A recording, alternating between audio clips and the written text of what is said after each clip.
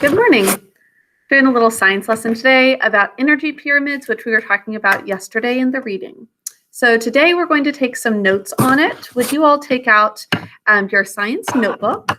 We're going to be not writing very much, but mainly drawing an energy pyramid for your notebook. So take out your notebook, and I'm going to start off with a header at the top. You'll be watching this on November 17th, 11/17/20.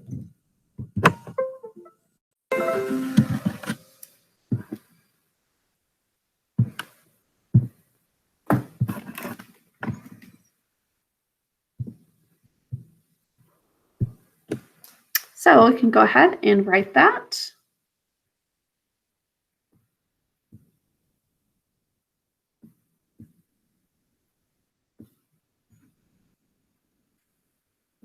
On the right here, we'll write energy pyramids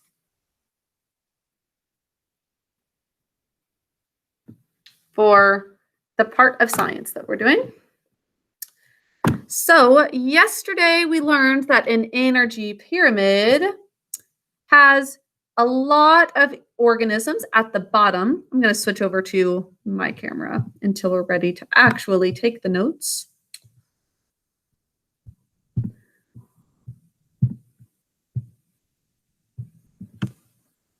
So at the bottom of an energy pyramid, there's a lot of organisms. Do you remember what kind of organisms are at the bottom of an energy pyramid?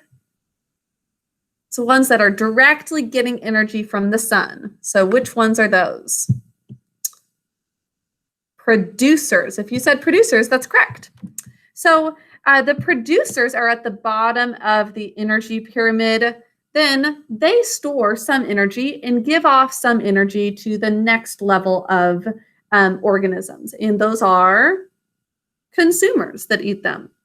And you would have learned about the trophic levels if you've watched the other YouTube video that I linked, which talks about energy pyramids as well, getting into more scientific detail than the book does that we're going through.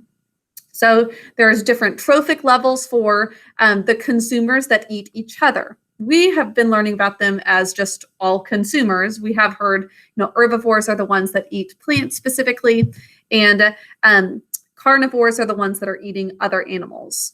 But we're going to be taking some notes on that energy pyramid today. Now, for what an energy pyramid is, just a moment.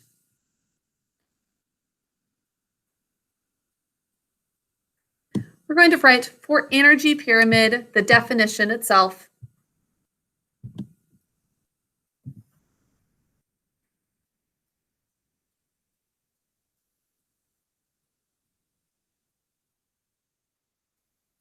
You are welcome to highlight that if it would help. It's a diagram. So it's a visual representation of information that shows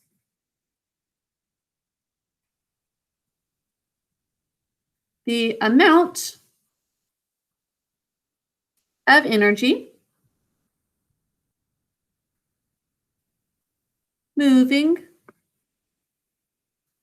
through a food chain.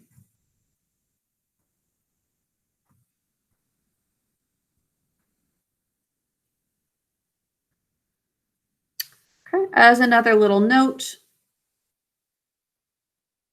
we'll add that organisms pass on the energy that they do not use to the next organism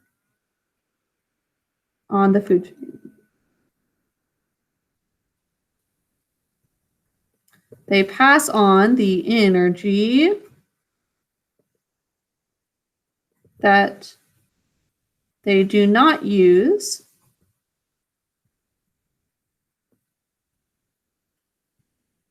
to the next organism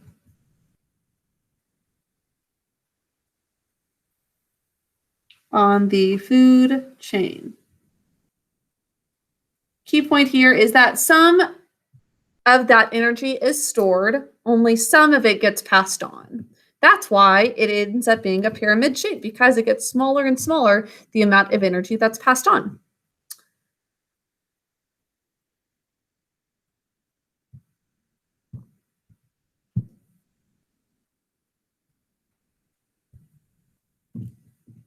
Sorry about that. Next organism on the food chain. Okay.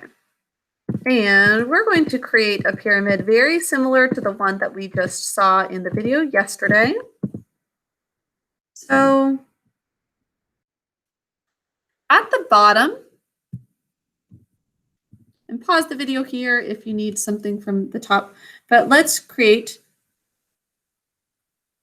a triangle. Actually, sorry, let me straighten that up.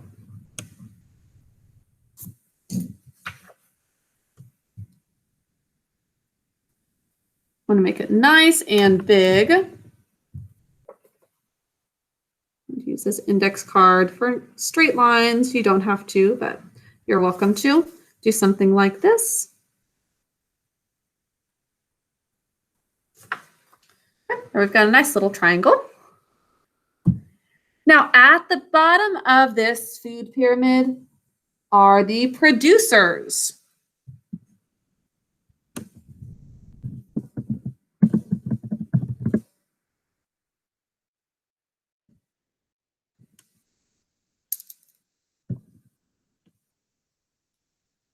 And on the side, I'm going to draw sun,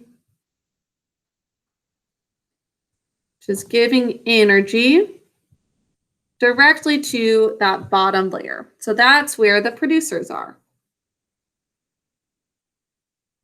The producers store some of this energy, but what they do not store, what they don't use for them, or sorry, what they end up storing, I might have misspoken earlier in this, but some is stored, and that is what gets passed on.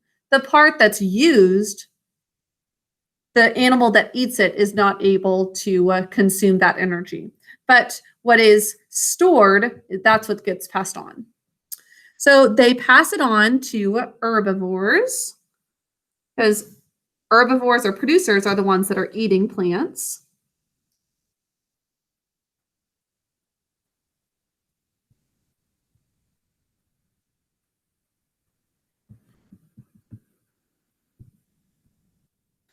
And in parentheses, consumers. Okay, and then another consumer will eat that.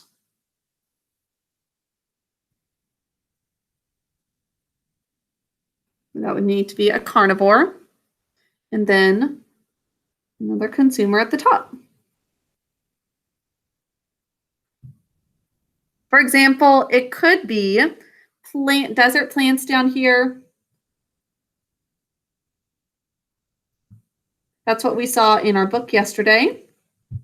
And then it could be a lizard that eats the plant. And then a snake that eats the lizard. And then a coyote that eats the snake. Once again, some of the energy is spent, like these plants use the energy to create their food and photosynthesis. So some of that energy is going to be used for making food, and then whatever energy is stored up, the next organism will eat it.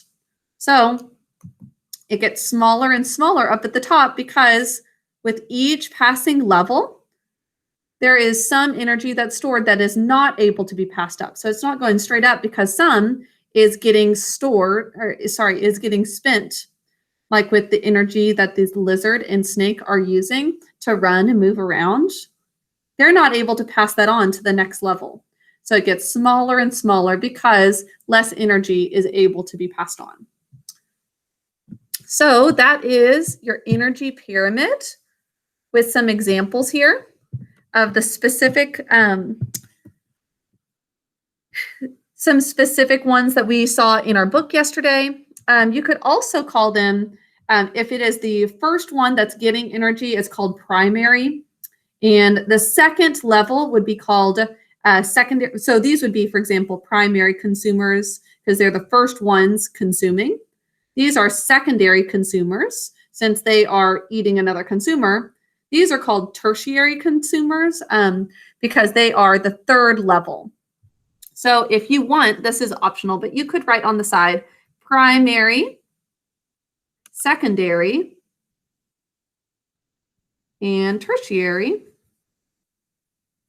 You don't need to know that for a quiz or test or anything, but that is interesting to hear the levels, because we do have specific names for consumers that just eat plants. They're herbivores, but they're also primary consumers because they're the first ones to consume these plants. And then secondary ones eat the primary consumers. Tertiary eat the secondary consumers. Okay, that is similar to the one that's in your book, a little bit different, but that is, I think, going to be helpful for you as you move forward. Let me know if you have any questions. We'll continue talking about this for the next couple days as well, and I will talk to you later. Bye.